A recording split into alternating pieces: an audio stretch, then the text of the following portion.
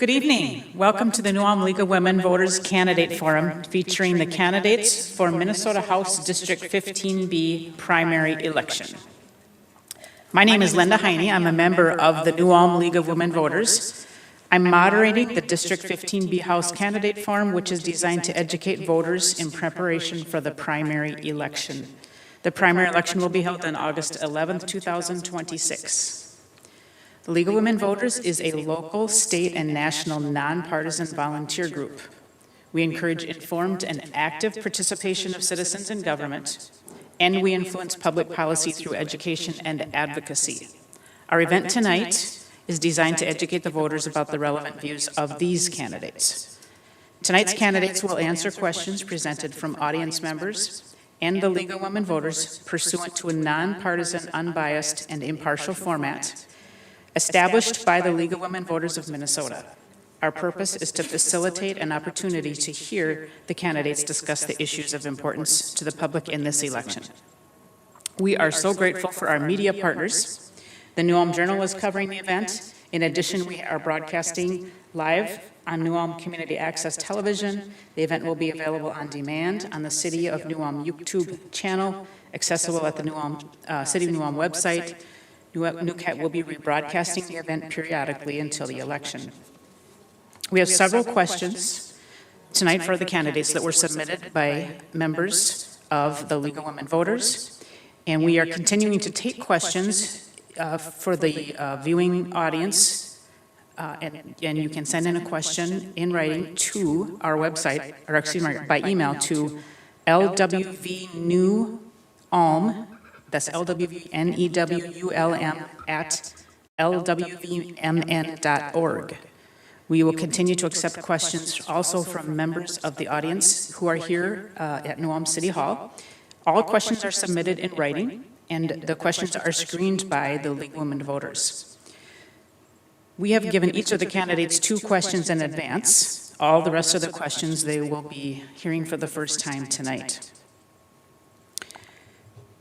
We may rephrase, combine, or eliminate questions to avoid duplication. Questions will not be asked if they are of a personal nature and not relevant to the office, or if they are designed only to make a statement rather than solicit information.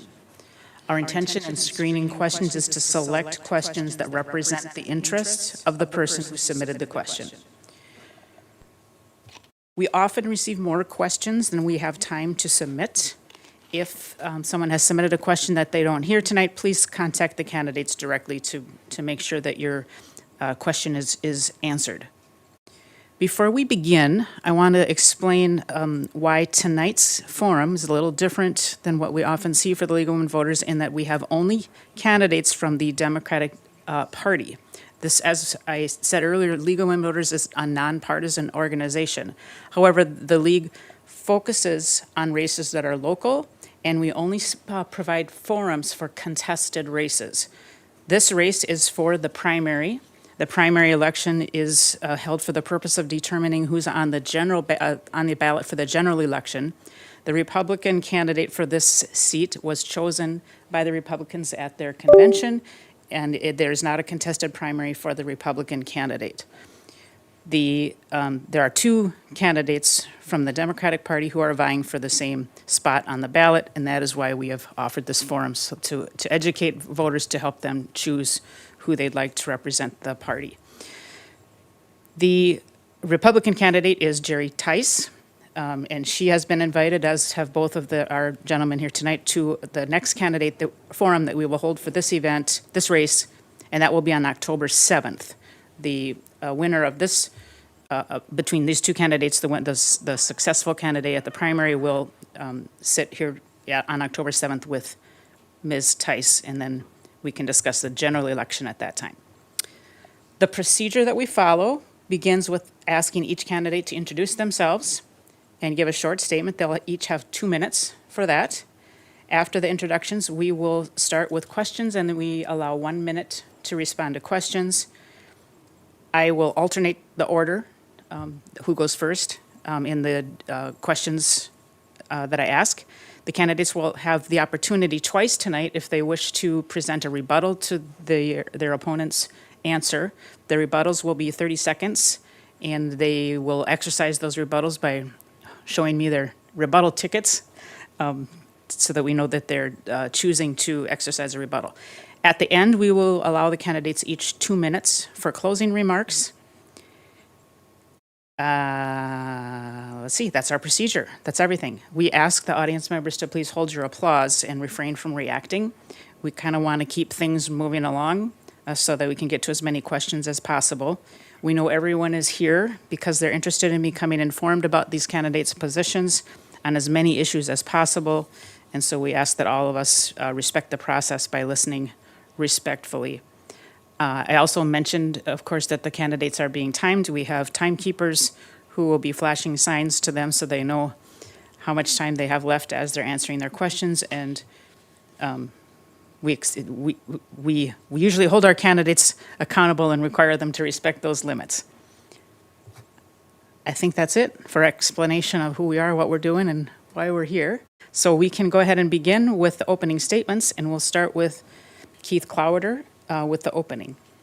Okay, my name's Keith Clawwitter. I'm from Morgan, Minnesota, obviously. My educational background, I graduated from Hector High School. I attended Golden Valley Lutheran College, and much to my grandmother's chagrin, I never became a minister after doing that. And then I attended the University of Minnesota Morris, which we like to call the main U for those of us that went to Morris. My work experience, I was an educator, teacher, coach for 33 years, and I also directed the plays. On my first job at Milroy, they hadn't had a play for years. I did a play. And then they shared me with Franklin. They'd never had a play. I did the plays there. One of our new teachers liked to call me a Renaissance man when he found out I did that stuff. I was also a bus driver, part-time, and after retiring, I did it a little more, but that was one area in which I helped out. I was a truck driver for years. I started out hauling gravel for a local business in Hector. I hauled sweet corn for Del Monte for 5 years before they went out of business. I hauled sugar beets for 5 years, and both for helping farmers and also for the trans systems from Renville. And then I also hauled feed for the local elevator. So I had a lot of agricultural kind of background there. And currently I'm just a part-time Monday, Wednesday, Friday worker at a golf course where I work on my farmer's tan every day that I'm out there. My wife Carla, we've been married 51 years and 12 days. We have 4 kids and we have 11 grandchildren. All right, thank you. Next, Lydell Sheik. All right. Thank you to the League of Women Voters for holding this event and inviting us to attend and participate, and for the local media covering it. I live in Lamberton with my wife Terry. I have 2 adult children by marriage and 6 grandkids.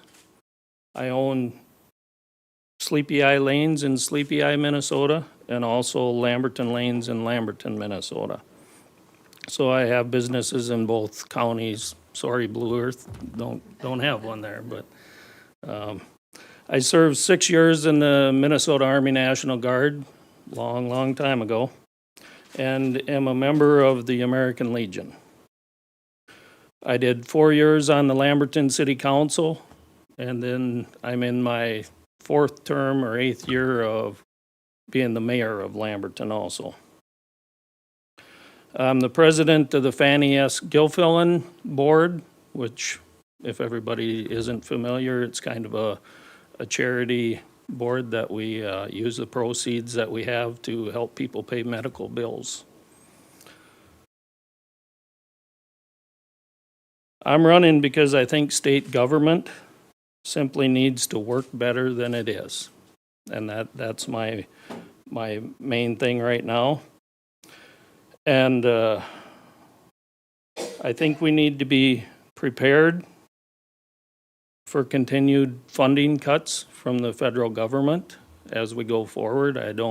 After this election, I don't think that's going to stop either way. So no matter what we do. Thank you. All right, we will begin with our first question, and Lydell Sheik will get that. We'll start. The first question is, identify your top 3 priorities that you intend to address for District 15B as our legislator. all three of mine kind of fall under the affordability crisis I think we're kind of going through right now. And safeguarding public finances, obviously, what's been going on last several years. Healthcare is the first one. Insurance premiums and deductibles just keep rising, while healthcare facilities out here and nursing home facilities seem to be struggling. It kind of seems like the only ones doing well with the healthcare system we have right now are the insurance companies and the drug companies. So that would be a priority. Daycare or lack of affordable daycare is number 2. Daycare is a strain on everyone in our district, employees and employers. Everybody's struggling to find it. I know I am done. Thank you. Okay. Sorry. All right, Mr. Clowwitter. My top 3 priorities haven't changed since day one, and they include, in no particular order, agriculture, healthcare, and education. Obviously, education is the basis for everything, and as an educator, I've seen good and bad things that happened in 33 years with education, but everybody deserves a quality education. One of our mission statement goals was being a lifelong learner, and I'm learning that I'm a lifelong learner now because I'm relearning and expanding upon my 9th grade civics education. Agriculture, obviously the costs have gone out of the roof for farmers, and if elected, I would want to be on the Ag Committee because right now the DFL on the Ag Committee are people from the Metro. We need representation from rural Minnesota. The next question is, what do you bring to the table that distinguishes you from your primary opponent? And Keith Clowwitter will go first. I'm not able to do a comparison. I'm only able to tell you about myself. You need to draw those conclusions. I kind of missed this at the beginning. I didn't explain why I'm running. I'm running because of my letters to the editor. I gained some notoriety with those, and I was approached to run, and I really wasn't all that sure about it, but after 2 months of thoughtful preparation, I said, yeah, I would do it. It's time for action for not just me, not just for my family, not just for my grandkids, but everybody's kids, everybody's families, everybody's grandkids. And I coined the acronym FDR, not after Franklin Delano Roosevelt, but for fairness, decency, and respect. And we're in real short supply of that in this country. And we want to start with this grassroots fairness, decency, and respect. Mr. Sheik. I believe my experience in business and local government and employment history, I believe I'm the most qualified candidate in this election, not only for the primary, but for the general election also. I have sat on both sides of the table with employment issues, have dealt with emergency services, planning, maintenance, and funding issues. To me, experience matters. There's zoning issues, local ordinance and enforcement, infrastructure. Ours is like many around the state, very old and need to be replaced. But state funding has been very low.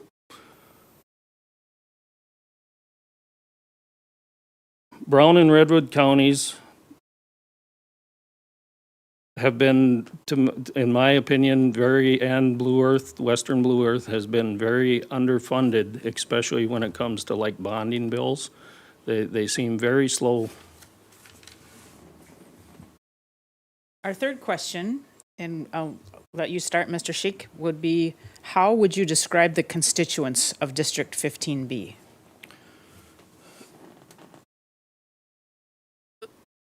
Well, obviously, we're pretty rural. In general, it's more of an aging population, and a lot of that I'm going by, the constituents I serve right now in Lamberton.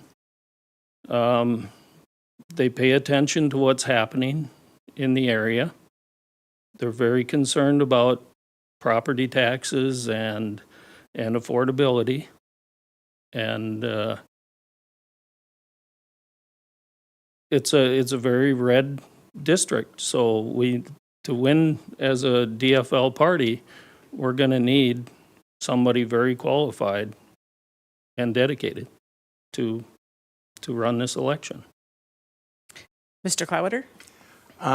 As I've met people along the way, the main thing I think is everybody is concerned. The people I talk to are a lot of times in agreement with some of the things I've written in the newspaper and my letters to the editor, but they're very concerned about the direction of our country. And again, it becomes a grassroots thing. I'm not going to change anything in Washington, but I can change things here.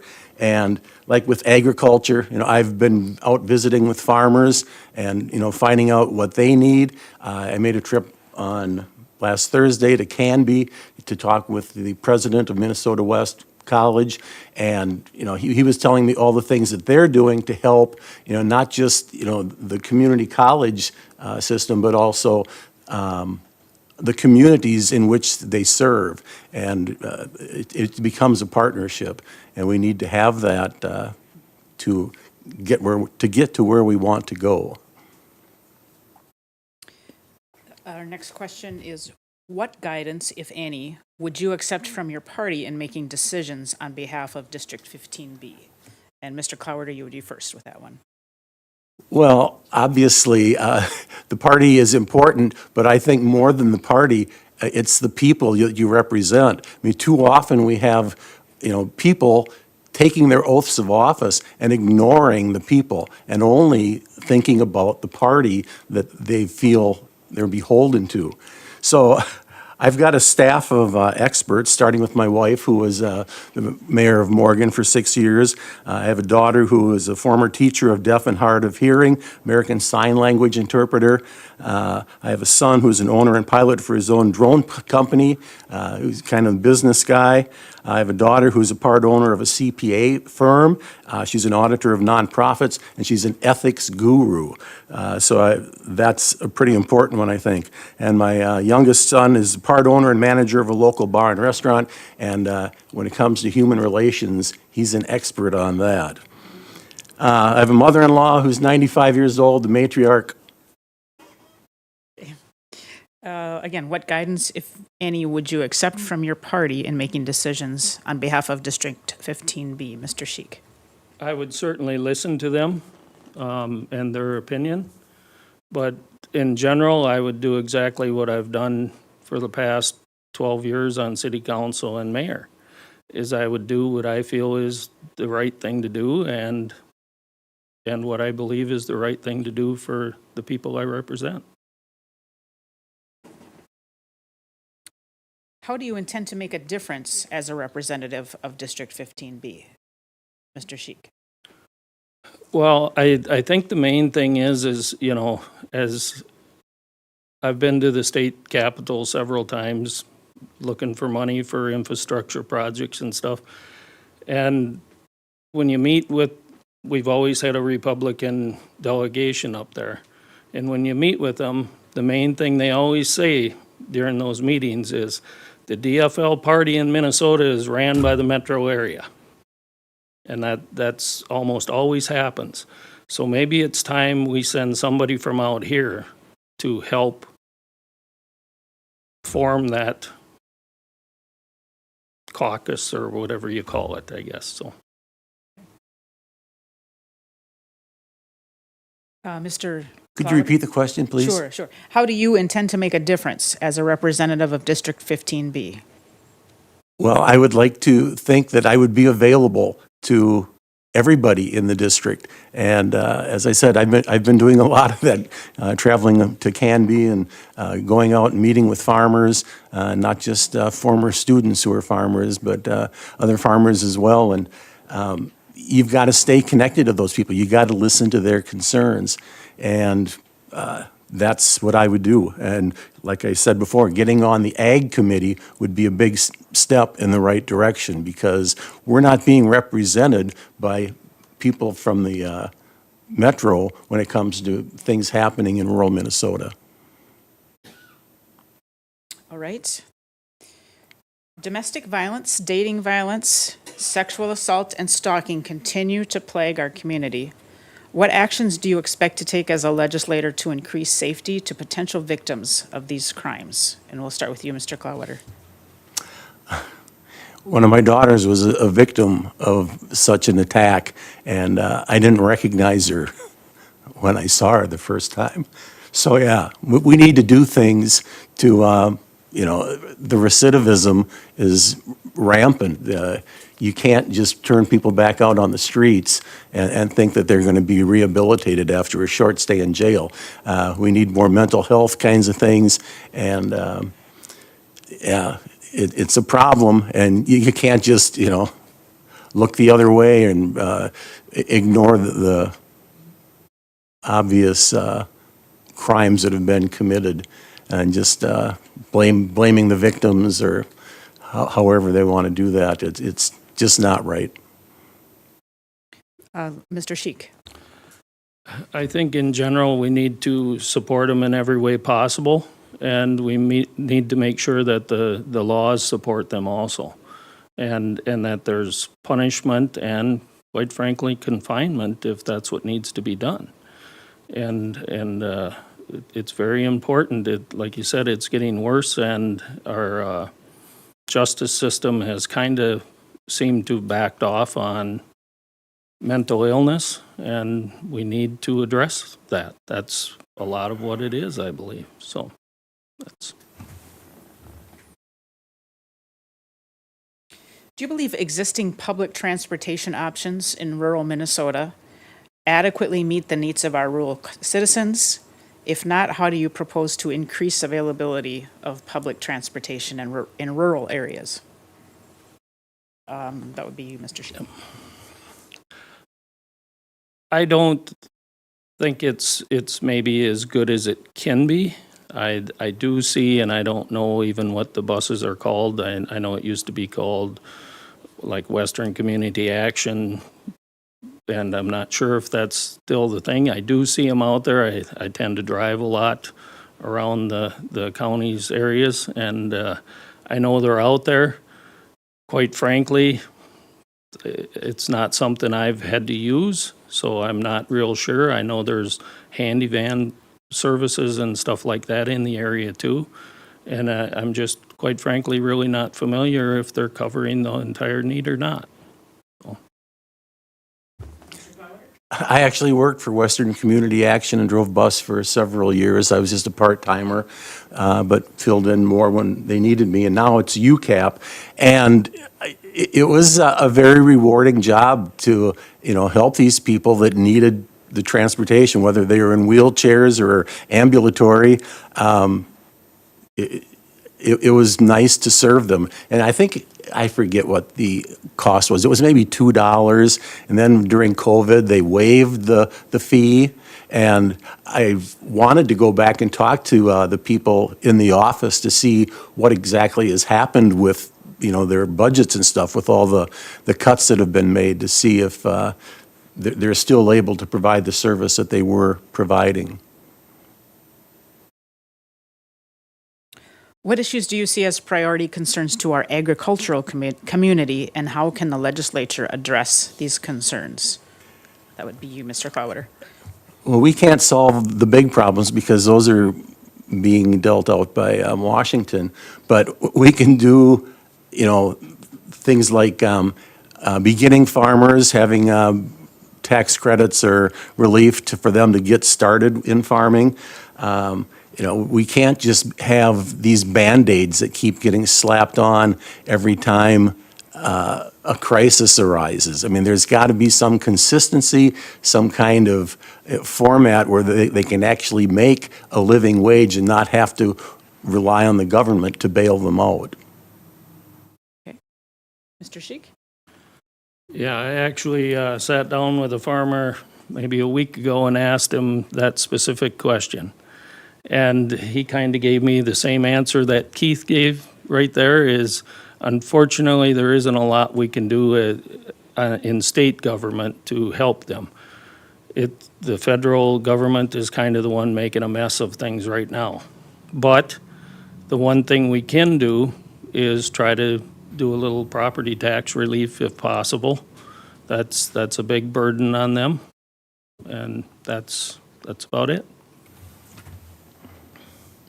How do you see yourself advocating for rural interests at the legislature?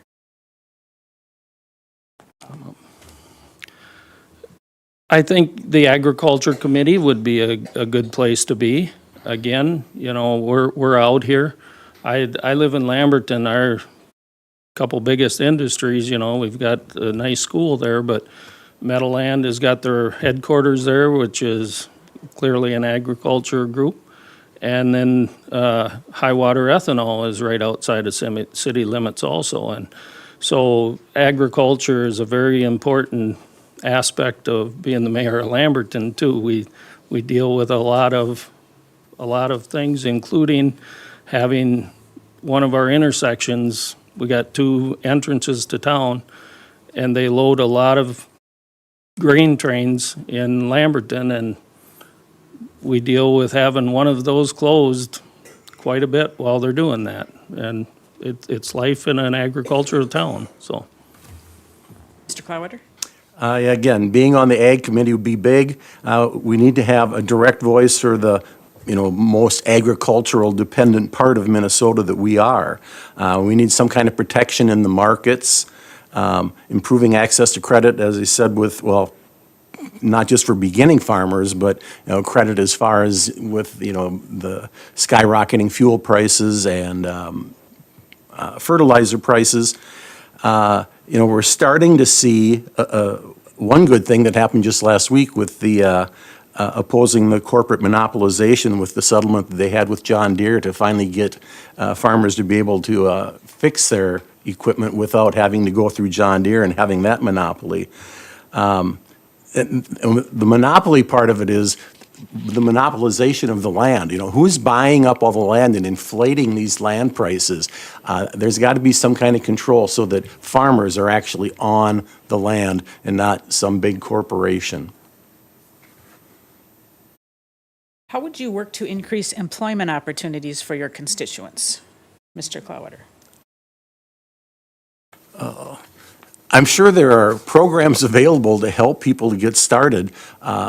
I've heard of one about a creamery that started up in Amo, down by Wyndham, and it's like small businesses like that I don't know how they did it, but there must be ways and means of getting money to start up something like that. And I think people of rural Minnesota recognize that when we have something like that, or like with the meat producers, that it's something that's very important.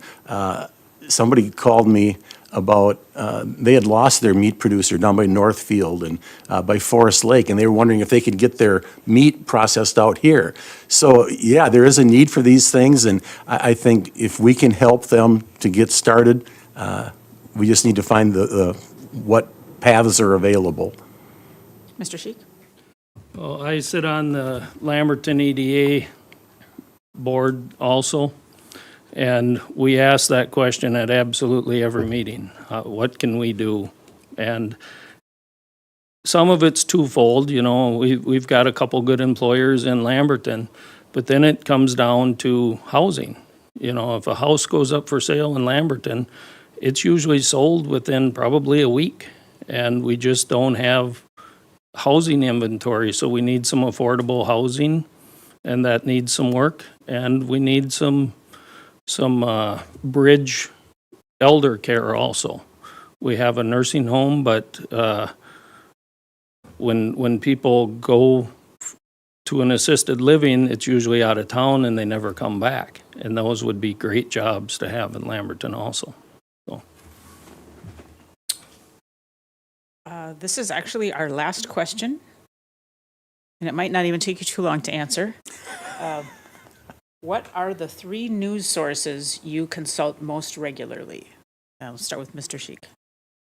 The Lamberton newspaper, which it doesn't take very long, but I do. I tend to bounce around between the metro TV stations, so I bounce around them some. And then I also bounce around a lot of cable news networks. And I know it's DFL meeting here or forum, but I do watch Fox News because I think it's important at times to see what they're saying and see what they're concerned about or blaming us for, quite frankly. So I watch. I know my wife thinks I watch way too much news. So We all. Mr. Cloudwater, your top three news sources. Top three. Well, I start every morning when I get up, whether it's at 4:45 or 6 a.m., I turn on MSNBC. I prefer them over CNN now, but that's where I get the majority of it. But then, yeah, I'll turn on Fox News because in the sense that keep your friends close, but keep your enemies closer. You've got to check out what they're saying and doing, and I don't agree with it, but I have to listen just to start my day. And then, of course, the New Ulm Journal. We look in there and like to see, again, I've had that forever. I used to deliver the New Ulm Journal. It was like employee of the century, I think. But, that was Harvest Land, huh? No. So, yeah, those would be the three. All right. Well, now we'll ask you to give us a couple more minutes of closing remarks, and this time Mr. Sheik gets to go first. all right, thank you, League of Women Voters, for setting this up and the work you do to inform voters. I also want to thank Keith and all the other candidates that are running for offices this year. The last couple of years has been a pretty difficult time to be a politician, any place probably in America, but even in Minnesota, there's a lot of stuff happening. I think to win this election in what is a reliable Republican district, we need to advance a candidate that has a combination of business and governing experience. I am that candidate. I have a record of fighting to limit property taxes while providing the best public service possible. I have dealt with planning, funding, operation of all aspects of local government and operating businesses. I know the effects of regulations on businesses, good and bad. I'm both an employee and an employer. I understand the needs of both at the local and state level. We need to make sure that the state is helpful, and sometimes we need them just to get out of the way. I'm not running because it's an empty seat with Paul Torkelson retiring. This will be a continuation of the work I've been doing all along the past 30 years of business and local government. Thank you, and most of all, vote on August 11th or before. Thank you. There's no doubt I have a lot to learn. When we were at the Capitol, our guide took us around when we filed there, and he said, well, if you have any questions, just speak up. And I just said, I don't know what I don't know, so you just go ahead and tell us everything you've got. But I'll listen, and I'll take your voices to St. Paul. As a teacher, a coach, and an official, I've won and I've lost. I've heard the appreciation and I've heard the complaints. I've earned trust and respect from people. We had a player one time, we had a rule. If you missed morning practice, you had to miss the first half of the next game. And he said, you don't respect us. Well, do something and earn my respect. Take your punishment and we'll move on from there. So I said, you're right. I don't respect you right now. You need to earn that. So compromise, integrity are key, whether you're officiating, trying to be a representative. I plan to have regular town hall meetings across the district. I like to drive, so I like to meet people, you find out how small the world is and make a lot of connections. Provide clear, consistent communication about what I am doing and why. I might have to start a blog because I like to write. And again, fairness, decency, and respect, thank you, and as Lydell said, get out and vote, and get other people to vote. Talked to a guy last week, and he thought I was there soliciting a vote. I don't vote. Well, I'm not here for your vote. I'm here to find out what you need.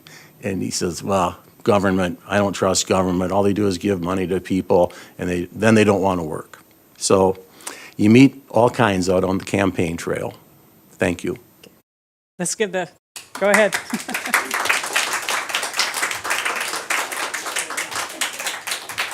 All right, just a couple of pieces of information and some more thank yous. I'm going to spit out a couple of dates, but you can find this information in other places. First of all, I mentioned earlier that we definitely have another forum on October 7th. That evening, we will have the candidates for this House seat as well as the Senate District 15 candidates. School board filings just opened up, and if we have contested races here for District 88, we will have a school board candidate forum on October 14th. And we have a Ward 4 council seat in New Ulm, which does not have any candidates, but if a viable write-in contest develops, we will have a forum for that on October 21st. All of our forums this year are going to be right here at City Hall in New Ulm. So watch the local newspapers, KNUJ, League of Women Voters is on Facebook and all the other socials. This forum is designed to educate our voters, and we appreciate the feedback that we've always gotten that this is a good chance for sometimes people to really learn about the candidates. Remember, the general election takes place in November. That is a misprint in my script. I was supposed to say, remember, the primary election takes place on August 11th, 2026. Early voting has already started. Vote411.org is a one-stop place you can go if you have any questions about how to register, if you're registered, where to vote, who your candidates are. Thank yous. Again, we wish to thank everyone who helped out. That includes candidates, of course. We got volunteers all over the place from the League of Women Voters, media partners, including the Journal, KNUJ, New Ulm, City of New Ulm generously provides this space for us, and New Ulm Community Access TV. All of these partners provide critical support for our events. Again, vote. Don't forget, it matters. Thank you.